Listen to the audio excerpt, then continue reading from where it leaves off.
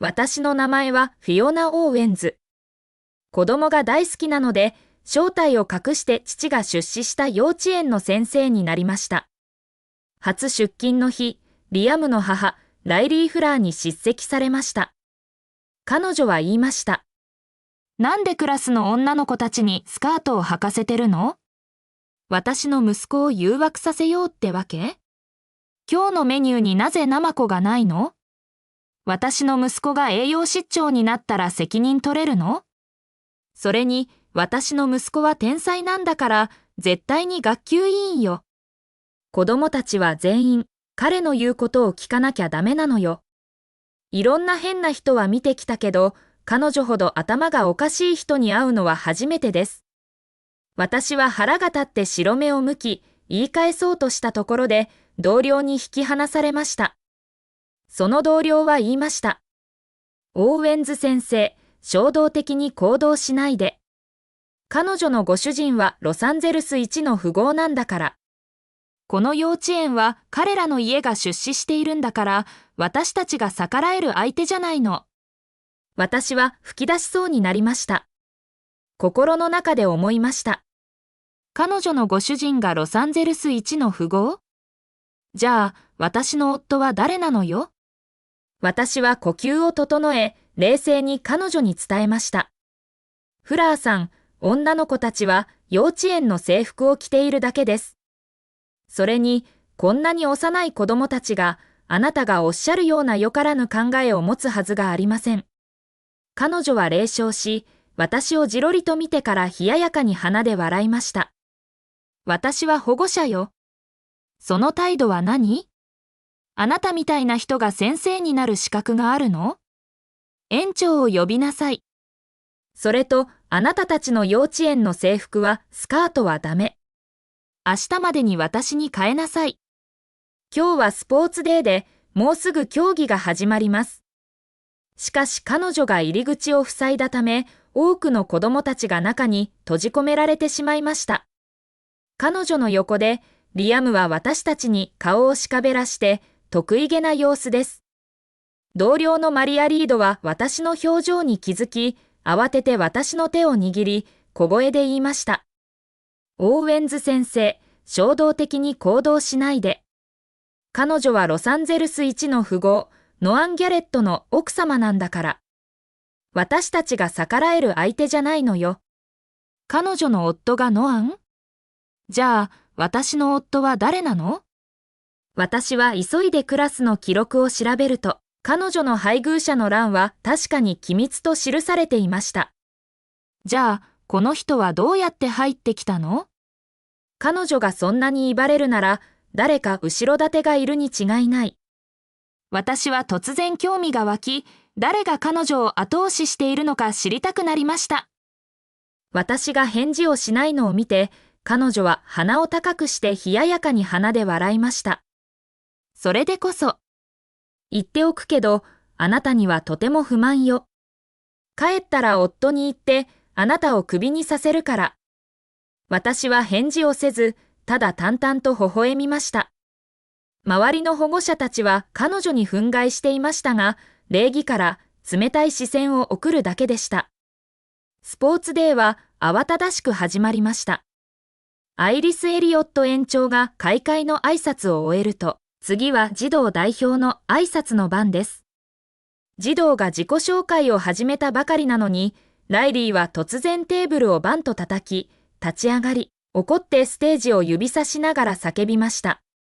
なぜ私の息子が児童代表じゃないの？誰を選んだの？信じられないかもしれないけど、私が一言電話すれば、あなたたち全員クビにできるわよ。瞬間、保護者たち全員が彼女を見つめ、一斉に眉を潜めました。私は彼女に一番近くにいたので、声を潜め、秩序を保とうとしました。フラーさん、リアム君は新入生です。児童代表はこれまでずっと卒園学年から選ばれてきました。もう少し大きくなったら発表する機会はありますよ。彼女は激怒しました。新入生がダメだってどういうこと？これは差別よ。先生であるあなたはどうなってるの？教えることすら知らないの？ダメなら今すぐ出て行きなさい。彼女の手を振り回すような攻撃的な態度に、私は一瞬呆然としました。子供たちはスポーツデーが始まるのを待っており、保護者たちは皆私を見ています。私は笑顔を保とうとしました。フラーさん、それは少し行き過ぎだと思います。スポーツデーはもうすぐ始まります。彼女は突然立ち上がり、リアムを私の前に押し出しました。今日、私の息子は絶対にステージに上がってスピーチさせます。さもなければ後悔することになりますよ。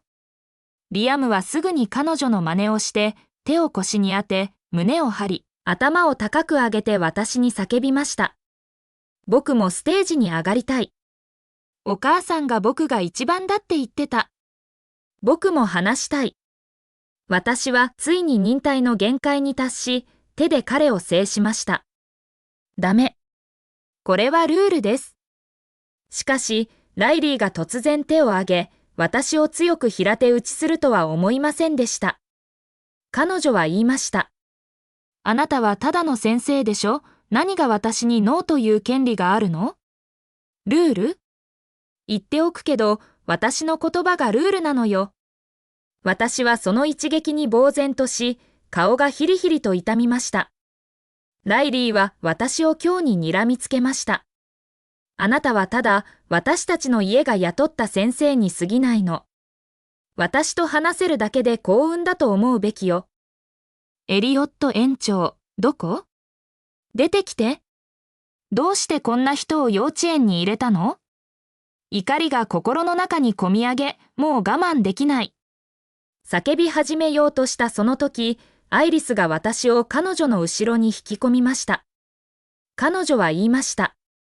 フィオナ、この幼稚園の保護者は皆、お金持ちで影響力のある人たちなの。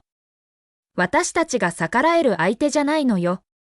悔しいのはわかるけど、彼女のご主人はロサンゼルス一の富豪なの。一言あれば、私たちの未来を台無しにできるんだから、我慢するのが一番よ。アイリスのへりくだった態度を見て、ライリーは極めて得意げになりました。彼女は冷笑して言いました。エリオット園長、あなたはまだ分別がわかるのね。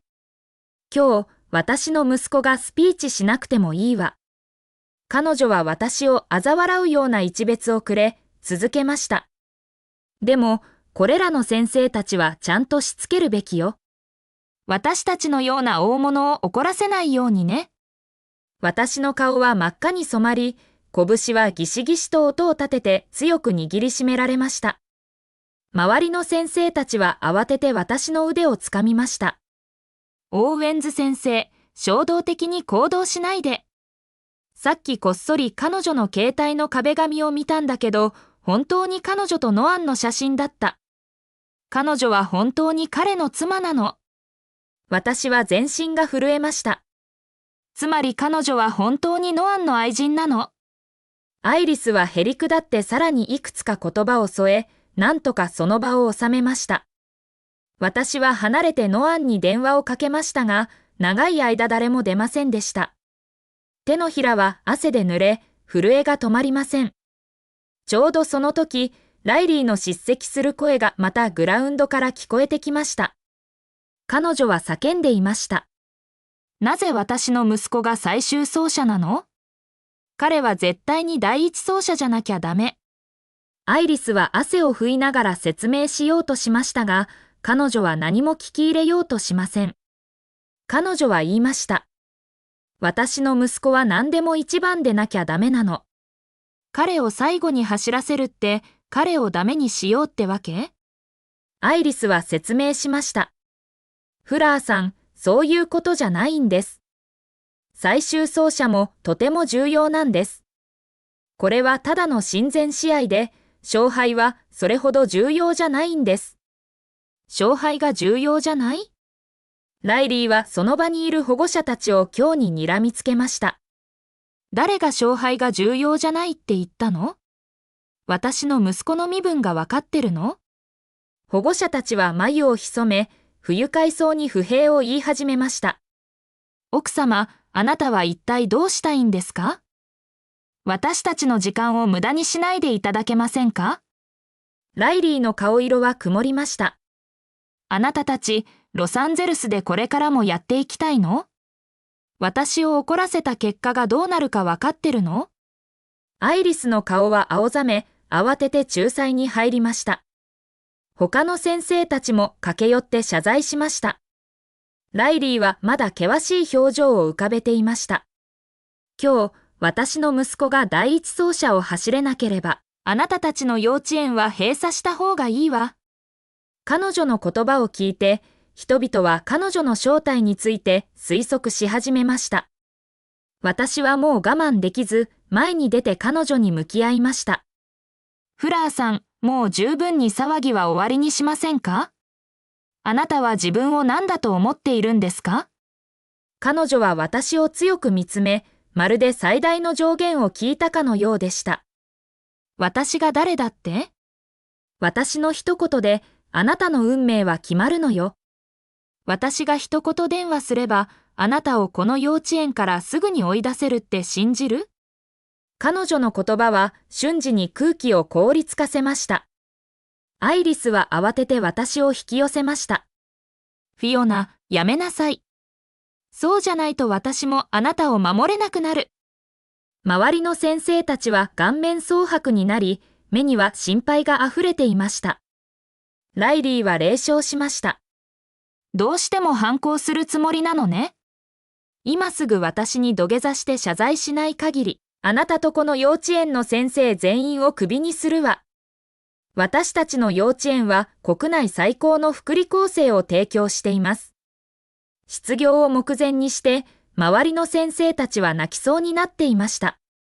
私は腕を組み、冷ややかに鼻で笑いました。あなたが本当は誰なのか見てみたいものね。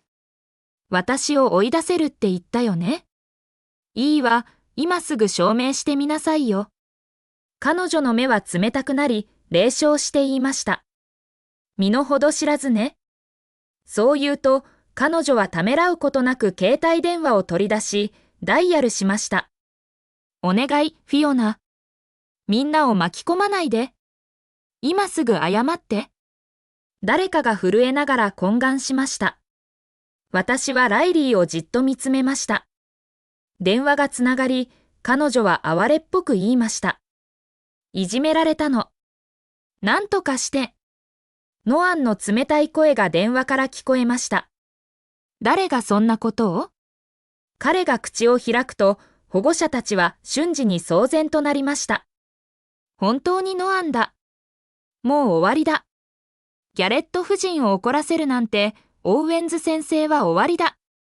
道理でそんなに威張ってるわけだ。ノアンの妻なのか。ライリーはみんなを得意げに見つめましたが、声は柔らかでした。モーニングスター幼稚園の先生で、私に逆らうなんてことしたのよ。ノアンの声は優しくなりました。泣かないで、私が守るから。泣いて目を痛めたら、私が辛いよ。マイクからの声が突然近づきました。私たちの後ろから足音がし、ノアンが円門に現れました。彼は冷たく言いました。そんなに恩知らずなのは誰だ？前に出なさい。ライリーの言うことを聞かなかったのか？今すぐ彼女に謝罪しろ。さもなければ、この世から消えてもらうぞ。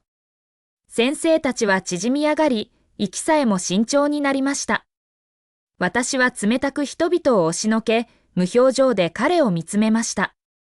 私に土下座して謝れって本当なの？ノアンは私を見た瞬間、顔が固まりました。ダーリン、あなたここで何してるの？これを聞いて、保護者と先生たちは瞬時に騒然としました。みんなの視線は3人の間を行き来し、ライリーのドラマが展開するのを待ち構えていました。フィオナがノアンの妻だったのか。じゃあライリーは愛人なのかしら？オーマイゴッド、ライリーは大胆だね。フィオナの前で威張るなんて？本当に厚かましい。私は冷笑し、リアムとライリーを指さして調子を言いました。ノアン、彼らとあなたは一体どんな関係なの？リアムはすぐに泣き出し、素早くノアンの腕に飛びつきました。パパ。突然、現場の空気は完全な沈黙に包まれました。みんなは好奇の目で私たちを眺めました。私は怒りで笑いました。ノアン、私と結婚したとき、あなたは何て言ったか覚えてる？ノアンは眉を潜めて私を叱責しました。フィオナ、あなたは行き過ぎだ。リアムはただの子供だよ。彼をいじめる必要があるのか？それに、今すぐライリーに謝りなさい。彼女に恥をかかせないで。私は最大の上限を聞いたような気がしました。歯を食いしばって彼を睨みつけながら言いました。私がこの愛人に謝れって言うの？ライリーは手を腰に当て、極めて得意げな様子でした。リアムもまた手を腰に当て、正義の味方のように私に謝罪を要求しました。悪い女。よくも僕たちをいじめたな。今すぐ謝れ。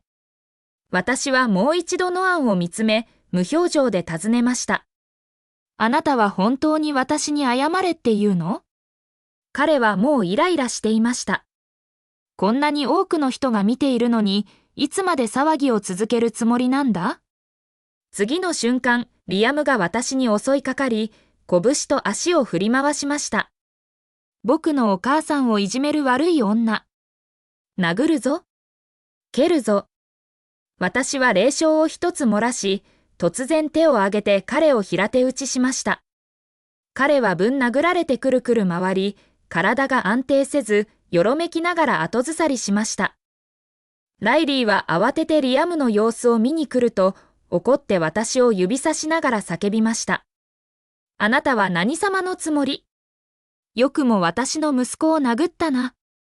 今日は絶対に思い知らせてやる。ノアンと結婚したからって何なの？お金は全部彼のものよ。彼はロサンゼルス一の富豪。あなたはただの彼の慰み者に過ぎないのよ。彼女の言葉はますます辛辣になりました。しかし彼女は知らないのです。ノアンは元踊り舌だの私の運転手だったことを。あの時、私は交通事故に遭い、彼は命がけで私を守ってくれました。それが私の両親の心を動かしたのです。そうでなければ、無一物の男である彼が、富豪の娘である私と結婚できるわけがありませんでした。しかし今、ノアンは冷たい表情で、説明もせず、むしろイライラした様子で私を見つめました。フィオナ、最後に言う。リアムとライリーに謝りなさい。私は冷笑し、彼を蹴り飛ばしました。ノアン、今日こそ本当の富豪が誰かを見せてやる。私は素早く父の電話番号をダイヤルしました。パパ、ノアンと離婚したい。彼のすべての役職とクレジットカードを停止して。